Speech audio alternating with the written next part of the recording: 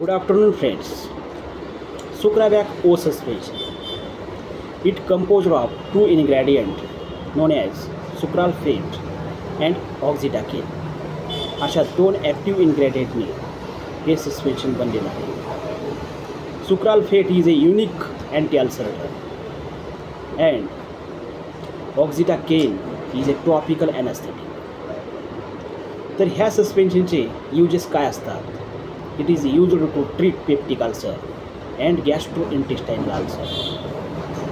Peptic ulcer म्हणजे आपल्या small इंटेस्टाईनच्या पार्टला, डिओडिनमला घाव होतो, छाल्ले छाल्ले पडतात. यामुळे आपल्या पोटात इरिटेट आणि सुई टोचल्यासारखं वाटतं. डिओडिनम म्हणजे it is a first part of small intestine. तर यालाच पेप्टिक अल्सर असं म्हणतात. यामध्ये ह्या सस्पेन्शनचा यूज आहे. Also treat hyper acidity, heartburn, indigestion and gastritis. Gastritis म्हणजे इन्फ्लॅमेशन ऑफ स्टमक. यामध्ये सुद्धा ह्या सस्पेन्शनचा यूज आहे. It also neutralise excessive acid in stomach.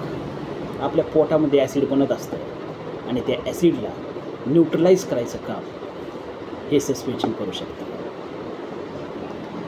ह्या सस्पेन्शनचे काही कॉमन साईड इफेक्ट असू शकतात.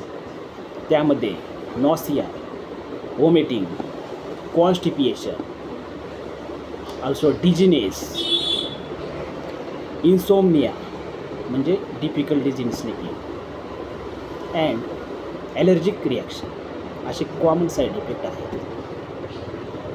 तर ह्या सस्पेन्शनचा डोस जेवणाच्या अगोदर 10 ml आणि जर जेवण झाले असेल तर 2 घंट्यांनी 10 ml हे सस्पेन्शन यूज करू शकता. Thank you very much.